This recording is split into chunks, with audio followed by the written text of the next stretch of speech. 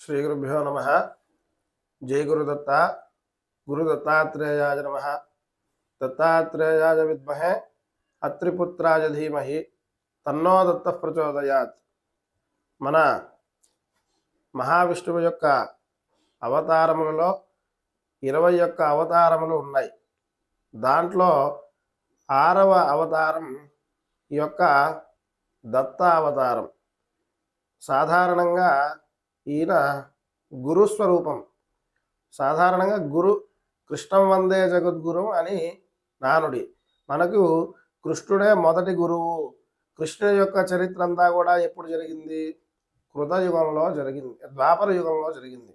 కానీ అంతకంటే ముందు యొక్క దత్త చరిత్ర, దత్త వైభవం ఉందని మనకి కృతయుగంలోనే తెలిసింది. అందువల్ల మొదటిగా గురుస్వరూపుడు ఎవరు అంటే ఈ యొక్క దత్తాత్రేయుడు. ఈ యొక్క దత్తాత్రేయుడు అత్రి అనసూయల యొక్క పుత్రుడు. వీళ్ళు తీవ్రమైన తపస్సు చేశారు. ఈ యొక్క దత్తాత్రేయుడిని ఈ పుత్రుడిగా పొందడానికి చాలా సుదీర్ఘమైన తపస్సు చేశారు. ఆ యొక్క అనసూయాదేవి ఎంతో పాతివ్రత్యం గల మహిళగా మనకు తెలుస్తుంది పురాణ ప్రకారం. అలాగే ఈ యొక్క నారద మహర్షి లోక సంచారిగా ఉన్నప్పుడు ఈ యొక్క లక్ష్మీ, పార్వతీ, సరస్వతి వీరి ముగ్గురి దగ్గరికి కూడా వెళ్ళి ఈ యొక్క అనసూయాదేవి యొక్క పాతివ్రత్యాన్ని వివరిస్తాడు. ఆమె యొక్క పాతివ్రత్యాన్ని విని ఈ లక్ష్మీ, పార్వతీ, సరస్వతి వీరి ముగ్గురికి కూడా మనసులో అసూయ కలిగింది. సాధారణంగా అంతే కదా, ఎవరన్నా వీడు బాగున్నాడు అంటే మనకు కూడా ఒక అసూయ అనేది కలుగుతుంది కదా. అలాగా ఈ వీళ్ళకు కూడా, దైవ స్వరూపులైన వీళ్ళకు కూడా మనసులో అసూయ కలిగి వీళ్ళు ఏమి చేశారంటే వాళ్ళ యొక్క భర్తలను వెళ్ళి మీరు ఆమె యొక్క పాతివ్రత్యాన్ని పరీక్షించండి అని చెప్తారు. అప్పుడు విష్ణువు, బ్రహ్మ, మహేశ్వరుడు వీళ్ళు ముగ్గురు కూడా మారు వేషాల్లో భిక్షమెత్తుతూ ఆ యొక్క అనసూయాదేవి గృహానికి చేరుకుంటారు. ఆ యొక్క అనసూయాదేవి గృహానికి చేరుకున్నప్పుడు ఆ ఇంట్లో అత్రి మహర్షి ఉండడు. ఆయన నిత్య కర్మానుష్ఠానకు ఆయన బయటికి వెళ్తాడనమాట. అప్పుడు ఇంట్లో ఈ అనసూయాదేవి ఉన్నప్పుడు భవతే భిక్షాందేహి అని వీళ్ళు ముగ్గురు కూడా భిక్షమెత్తుకోవడానికి వస్తారు. ఆమె వచ్చి చూసి, ఎందుకంటే అభ్యాగత స్వయం విష్ణు, మన ఇంటికి ఎవరైనా కూడా చెప్పకుండా భోజనానికి వస్తే వాళ్ళు సాక్షాత్తు విష్ణు స్వరూపముగా భావించి మనం వాళ్ళకి తప్పక భోజనం పెట్టి పంపించాలని శాస్త్రం చెబుతుంది. అందువల్ల ఆమె వీళ్ళ ముగ్గురికి కూడా అన్నం పెట్టడానికి ఆమె అంతా కూడా సిద్ధం చేస్తూ ఉంటుంది. అలా చేస్తున్నప్పుడు వాళ్ళు ఒక షరతును వర్తిస్తారు. అది ఏమిటి అంటే, నువ్వు వివస్త్రగా మాకు అన్నాన్ని వడ్డించాలి అని చెప్తారు. దానికి ఆమె మనసులో ఈ యొక్క వచ్చిన వాళ్ళు ఇలా కోరుతున్నారు, ఎందుకు ఇలా కోరుతున్నారు, దీనికి ఏమైనా కారణం ఉందని మనసులో ఆలోచించుకొని వాళ్ళని ఇలా చేయలేను అని పంపిస్తే అగౌరవపరిచినట్టుగా ఉంటుందని చెప్పేసి తన మనస్సులో అనుకొని ఆమె యొక్క పాతివ్రత్య మహిమ చేత వాళ్ళ ముగ్గురిని కూడా చిన్న బాలలుగా మార్చేస్తుంది. చిన్న పిల్లవాళ్ళుగా మార్చేసి ఆమె వాళ్ళ కోరిక ప్రకారం వివస్త్రగా వాళ్ళకి అదే పాలు, పండ్లు అన్నీ కూడా వాళ్ళకి సమృద్ధిగా అన్నీ కూడా వాళ్ళకి సమర్పించి వాళ్ళ కడుపు నిండా భోజనం పెట్టి అలా ఉంటుంది. అలా ఉన్నప్పుడు అత్రి మహర్షి ఇంటికి వస్తాడు. అత్రి మహర్షి ఇంటికి వచ్చిన వెంటనే ఆమె అంతా జరిగిన వృత్తాంతాన్నంతా కూడా చెప్తుంది. చెప్పితే అప్పుడు ఆ అత్రి మహర్షి వాళ్ళ ముగ్గురిని కూడా వచ్చింది ఎవరో కాదు, బ్రహ్మ, విష్ణు, మహేశ్వరులు అని భావించి వాళ్ళ ముగ్గురిని కూడా ప్రార్థిస్తాడు. ప్రార్థిస్తే వాళ్ళు తిరిగి వారి వారి స్వరూపాలను పొంది వాళ్ళిద్దరినీ కూడా ఆశీర్వదిస్తారు. అనసూయాదేవి యొక్క పాతివ్రత్యాన్ని చూసి పరీక్షించడానికి వచ్చాము. ఆమె ముందుగానే పతివ్రత అని మాకు తెలుసు, కానీ మా యొక్క భార్యలు కోరిన కోరిక మేరకు మేము ఇలా వచ్చి మీకు జరిగినది ఏదో చేస్తున్నాము అని చెప్పేసి అలా చెప్తారు. అలా చెప్పిన తర్వాత వీరిద్దరూ కూడా, అత్తి, అనసూయ ఇద్దరూ కూడా ఏమి చేస్తారు అంటే వాళ్ళ ముగ్గురిని కూడా ప్రార్థిస్తారు. ఏమని ప్రార్థిస్తారు అంటే, మీ ముగ్గురు కూడా మా కడుపున పుట్టాలి అని ప్రార్థిస్తారు. అలా ప్రార్థించిన తర్వాత ఈ యొక్క తథాస్తు అని వాళ్ళిద్దరూ కూడా అలాగే వెళ్ళిపోతారు. అలా కొంతకాలం జరిగిన తర్వాత ఈ అనసూయాదేవి రేతస్సు చేత అత్రి మహర్షి యొక్క రేతస్సు చేత గర్భం దాలుస్తుంది. గర్భం దాలిస్తే ఈ యొక్క 3 స్వరూపాలుగా బ్రహ్మ విష్ణు మహేశ్వర స్వరూపాలు కదా, త్రిమూర్తి స్వరూపాలుగా మొదటిగా ఈ యొక్క 3 స్వరూపాలుగా నారాయణ స్వరూపంగా చంద్రుడు, దూర్వాసుడు, నారాయణముని వీళ్ళు ముగ్గురు కూడా దత్తాత్రేయ స్వరూపంగా, అంటే సాధారణంగా గర్భం దాలిస్తే మనందరికీ కూడా ప్రసవిస్తాం, కానీ దత్త ఆత్రేయుడు అని ఇక్కడ నామధేయం దత్తాత్రేయ స్వామికి. అంటే దత్తమనగా ఏమిటి? మనకి ఇచ్చినది. వీళ్ళు మనకి ఎవరైనా ఏమైనా దత్తంగా అంటే దానంగా ఇస్తే మనం పుచ్చుకుంటాం, దత్తం తీసుకుంటాం కదా, ఆ దత్తం ఇచ్చిన దాన్ని. అలాగే అత్రిపుత్రుడు కాబట్టి ఆత్రేయుడు, ఈ 2 నామధేయాలు కలిపి దత్తాత్రేయుడు అని ఈయనకి నామధేయం వచ్చింది. అలా ఈ యొక్క దత్తాత్రేయుడు జన్మించాడనమాట. సాధారణంగా మనం పురాణాల్లో పరిశీలిస్తే ఎవరైనా ఒక దత్తాత్రేయుడు జన్మించిన తర్వాత చాలా విశేషంగా ఉందంట దేవలోకం అంతా కూడా. అత్రి మహర్షి యొక్క ఆశ్రమం అంతా కూడా ఇంద్రుడు, ఇంద్రాది అష్టదిక్పాలకులు, దేవేంద్రులు, బ్రహ్మాదేవి, త్రిమూర్తి దేవతలందరూ కూడా చాలా సంతోషంగా ఉన్నారంట. ఎందువల్ల కొందరు పుట్టినప్పుడు మనకు చాలా బాధ కలుగుతుంది. రావణాసురుడు, దుర్యోధనుడు అలాంటి వాళ్ళు పుట్టినప్పుడు వీడెందుకు పుట్టాడా అని బాధపడతారంట. కానీ ఈ యొక్క దత్తాత్రేయుడు జన్మించిన తర్వాత అందరూ కూడా రాముడు, కృష్ణుడు, దత్తాత్రేయుడు ఇలాంటి వాళ్ళు జన్మించినప్పుడు అందరూ కూడా మనస్సుకు చాలా సంతోషం కలుగుతుందంట. ఏదో తెలియని ఆనందం, మనకే తెలియకుండా ఒక మంచి పని జరిగితే మనకు తెలియకుండా మనసులో ఒక ఆనందం కలుగుతుంది కదా, అట్లాగే ఈ యొక్క దత్తాత్రేయుడు జన్మిస్తే అందరికీ, దేవతలందరికీ కూడా మహదానందం చెందుతుందంట. అలా చెందిన తర్వాత అందరూ కూడా ఆయన ఒకేసారి ఈ యొక్క త్రిమూర్తి స్వరూపంగా విష్ణువు, మహేశ్వరుడు, నారాయణుడు స్వరూపంగా మధ్యలో విష్ణుమూర్తి శిరస్సు, ఇటు బ్రహ్మ శిరస్సు, ఇటు పక్క మహేశ్వర శిరస్సు, 3 శిరస్సులతో 6 చేతులతో ఈ యొక్క దత్తాత్రేయ అవతారం జరిగింది. అది ఎప్పుడు జరిగింది అంటే మార్గశీర్ష శుద్ధ పౌర్ణమి నాడు ఈ యొక్క దత్తాత్రేయ జననం జరిగింది. ఆ రోజు అంతా కూడా ఎంతో ఆనందంగా ఉంది. అప్పుడు ఈ యొక్క అత్రి మహర్షి ఆశ్రమానికి అందరూ ఋషులు, మునులు, దేవులు, గంధర్వులు అందరూ కూడా వచ్చి చాలా ఆనందంగా, సంతోషంగా కోలాహలం చేసుకుంటున్నారంట. అలా చేసుకుంటూ ఉన్నప్పుడు బ్రహ్మదేవుడు వస్తాడంట. బ్రహ్మదేవుడు వచ్చి అతనికి ఏం కావాలో, ఆయన పుట్టగానే ఏమైపోతాడంటే పుట్టిన వెంటనే ఆయన 16 ఏళ్ల పిల్లవాడిగా అయిపోతాడంట. వీళ్ళందరూ కూడా వచ్చి ఈ యొక్క ఆనంద కోలాహలంలో పుట్టిన వెంటనే 16 సంవత్సరాలు బాలునిగా ఆయన అయిపోయి అందరినీ కూడా కాషాయ వస్త్రం మోకాళ్ళ వరకు ధరించి ఆయన త్రిమూర్తులు ఏవైతే చేతిలో అక్షమాల, శిరస్సు, ఢమరకం పట్టుకుంటారో అవన్నీ కూడా ఆభరణాలు ధరించి ఆయన వెనక ఒక గోవు వస్తుందంట. సరస్వతి స్వరూపంగా ఈ యొక్క సరస్వతి స్వరూపంగా గోవు వస్తుందంట. అలాగే వేదాల స్వరూపంలో 4 స్మృతుల స్వరూపంలో శునకాలు, అంటే 4 కుక్కలు వచ్చి వేదాల రూపంలో 4 వేదాల రూపంలో 4 కుక్కలు వచ్చి ఆయన దగ్గర వేదం చెప్తూ ఉంటాయంట. ఈ యొక్క అవతారం దత్తాత్రేయ అవతారం అలా జరిగింది. అలాగే అలా ఉన్నప్పుడు శచీదేవి, సరస్వతీదేవి, లక్ష్మీదేవి, అనసూయాదేవి వీళ్ళందరూ కూడా వచ్చి ఆయనకు హారతులిస్తూ చాలా ఆనందంగా ఉంటారంట. అలా ఉన్నప్పుడు బ్రహ్మదేవుడు వస్తాడంట. బ్రహ్మదేవుడు వచ్చి నీకు ఏం కావాలి అంటే నాకు ఔదుంబరం అంటే ఇష్టము అని చెప్తాడంట. అప్పుడు దత్తాత్రేయుడు ఔదుంబరం అనగా ఏమిటి? మేడి చెట్టు. ఆ ఔదుంబర వృక్షాన్ని ఆయన వెనకల నాటించి ఆయనకు ఆ మేడి పండ్ల ఔదుంబర ఫలాలు ఆయనకు ఒక ఆకులో నివేదనగా పెడతారంట. ఆయనకు అందుకే ఔదుంబర వృక్షం అంటే అంత ప్రీతి. అలా ఆ ఔదుంబర వృక్ష ఫలాలంతా కూడా ఆయనకు పెట్టి ఆయన చాలా సంతోషింపజేస్తారంట. అలా ఈ యొక్క దత్తాత్రేయ అవతారం జరిగింది. ఈ యొక్క అవతారం మనకి ఏమి తెలియజేస్తుంది అంటే సకల విద్యలకందరూ అన్నిటికీ కూడా ఈ యొక్క అవతారం చాలా ప్రధానమైనది. యోగ విద్యలు, శ్రీ విద్యలు అన్నీ కూడా మనకి తెలియని విద్యలన్నిటికీ కూడా ఎంతో మహిమ గల ఈ యొక్క దత్తావతారం మనకు తెలియజేస్తుంది.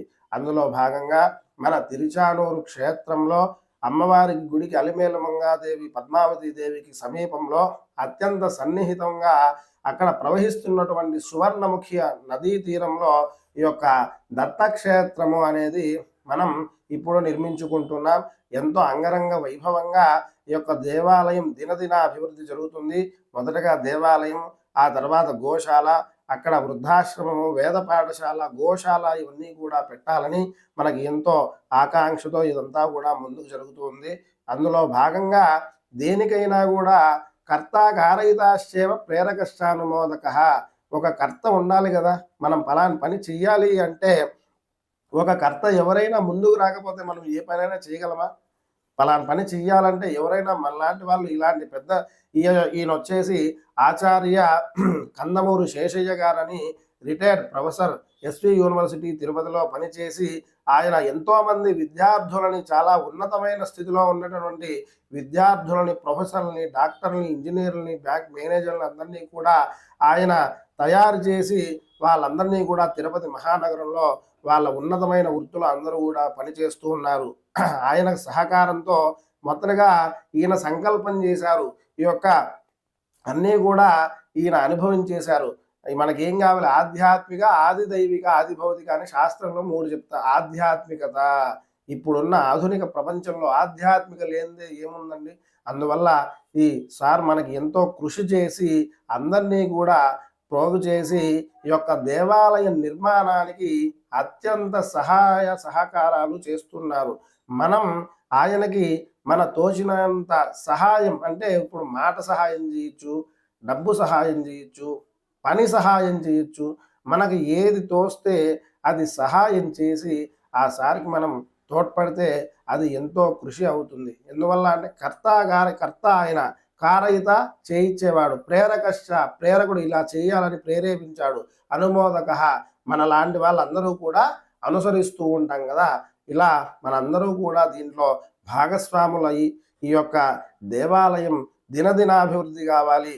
బాగా ఇక్కడ దేవాలయం 3వ తేదీ ఈ యొక్క దేవాలయం మహాకుంభాభిషేక ప్రతిష్టా కార్యక్రమాలన్నీ కూడా ఈ జనవరి నెల 31 నుండి ప్రారంభమయ్యి 31, 1, 2, 3వ తేదీ యొక్క ప్రతిష్ట ముహూర్తం కుంభాభిషేకం అంగరంగ వైభవంగా జరుగుతుంది. ఇందులో చాలా ఉన్నతమైన వేద పండితులు, శాస్త్ర పండితులు అందరూ కూడా యొక్క ప్రతిష్టలో పాల్గొని ఈ యొక్క ప్రతిష్టను విజయవంతం చేస్తున్నారు. కావున మీ భక్త జనం అందరూ కూడా, ఎందువల్ల అంటే మనం మన ఇంట్లో పెళ్ళో పేరంటమో అయితే అందరికీ కూడా వెళ్ళి చెప్పాలి. కానీ ఒక దేవాలయం, మన గ్రామంలో ఉన్నటువంటి ఒక దేవాలయం మనకు అందరికీ కూడా హక్కు ఉంటుంది. ఆ దేవాలయం మీద మనల్ని ఎవరో వచ్చి పిలవాలని మనకి ఏం లేదు.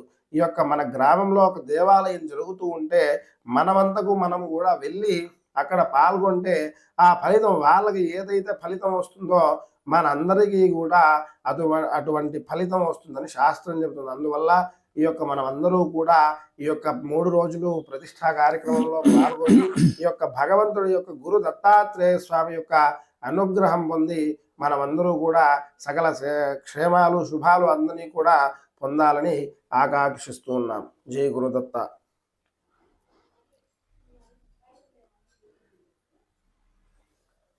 జయ గురుదత్త, శ్రీ గురుదత్త. ఓం నమో భగవతే దత్తాత్రేయాయ. నన్ను గురించి శేషయ్య, కందమూరు, యూనివర్సిటీలో కామర్స్ అండ్ మేనేజ్మెంట్ డిపార్ట్మెంట్లో పనిచేశాను. ఈ ఊర్లో 55 సంవత్సరాల నుంచి ఉన్నాను. ఈ కాలంలో ఈ నీళ్లు తాగి, ఈ గాలి పీల్చి, ఈ మనుషులతో స్నేహితం చేసి, ఇక్కడే చదువుకొని, ఇక్కడే ఉద్యోగం చేసి, ఇక్కడనే ప్రొఫెసర్గా రిటైర్ అయినాను.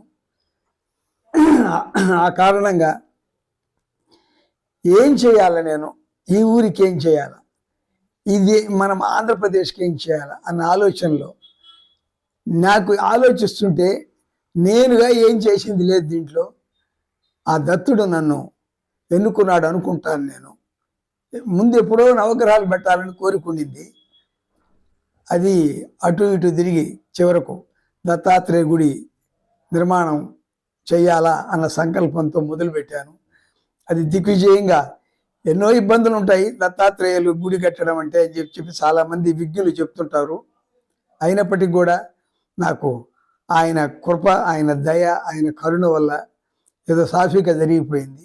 దాదాపు 80-85% అయిపోయింది. ఇంకో 10-15% రేపు వచ్చే ఫిబ్రవరి 3వ తేదీ ఇది మా యంత్ర ప్రతిష్ట కుంభాభిషేకం జరుగుతుంది. అయితే దత్తాత్రేయులు ప్రత్యేకత ఏంటంటే ఆయన ఆది గురువు. గురువు అన్న నిర్వచనానికి ఆద్యుడు ఆరాధ్యుడు.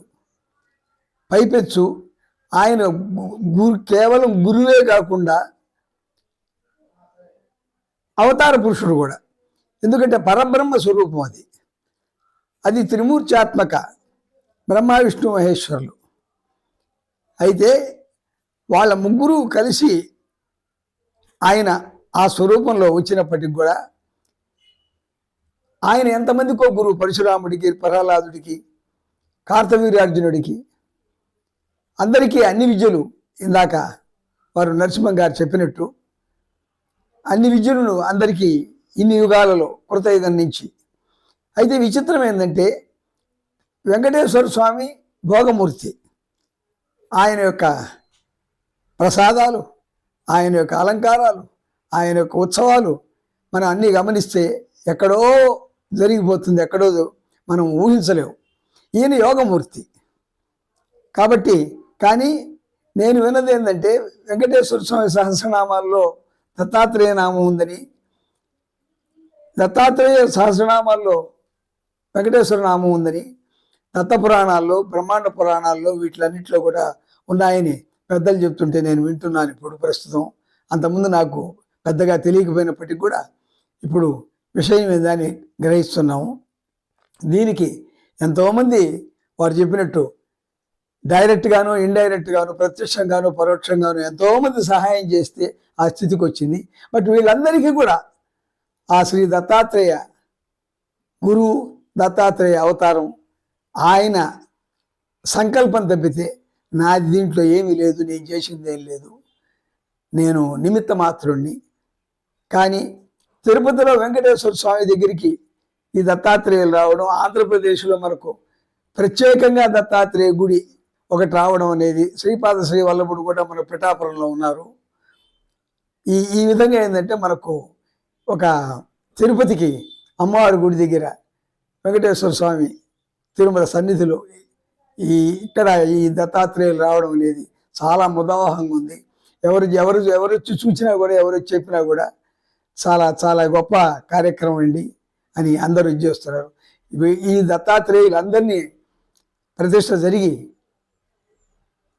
దివ్యంగా, భవ్యంగా అందరినీ దీవించి సర్వేజన సుఖినోభవంతో అంటూ ఈ సంస్థ ముఖ్యంగా మా తిరుపతి పట్టణం ప్రజలకు, ఆంధ్రప్రదేశ్కు, మా తెలుగు రాష్ట్రాలు, తెలంగాణ, ఇది మొత్తం భారతదేశానికి, ప్రపంచాన్ని అన్నిటినీ ఆయన రక్షించి మనం అందులో ఈ సనాతన ధర్మాన్ని మనం అనుసరిస్తున్నాం. కాబట్టి దత్తాత్రేయులకు మించిన అవతార పురుషుడు ఇంకొకరు లేదని చెప్పడంలో అతిశయోక్తి కాదు.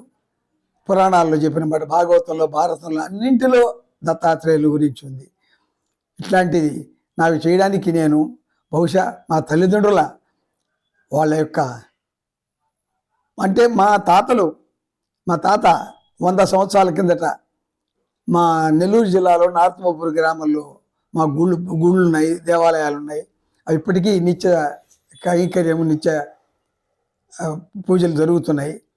ఇక్కడ నేను తిరుపతిలో ఉన్నందుకు తిరుపతిలోనే ఉండిపోయినాను. ఇక్కడ ఈ పని చేద్దామనే ఆలోచనతో నేను ఈ కార్యక్రమం చేయడం జరిగింది. కాబట్టి దీనికి దీనందరినీ మీరందరూ సహకరించి, మీరందరూ వచ్చి ఇదే మా యొక్క ఆహ్వానం అనుకొని, ప్రత్యేకంగా చెప్పలేదని ఎవరు ఆలోచించకుండా అందరూ వచ్చి, అందరూ స్వామి యొక్క ఆశీర్వాదాలను తీసుకొని ఆయన కరుణకు పాత్రలు అవుతారని నేను కోరుకుంటూ మీ అందరికీ నమస్కారం చెప్తూ స్వస్తి ప్రజాభ్యాం పరిపాలయంతాం న్యాయేన మార్గేణ మహీమహీషాః బ్రాహ్మణేభ్యః శుభమస్తు నిత్యం లోకాః సమస్తాః సుఖినో భవంతు. జయ గురుదత్త. జై గురుదత్త, జై గురుదత్త, శ్రీ గురుదత్త, శ్రీ గురుదత్త.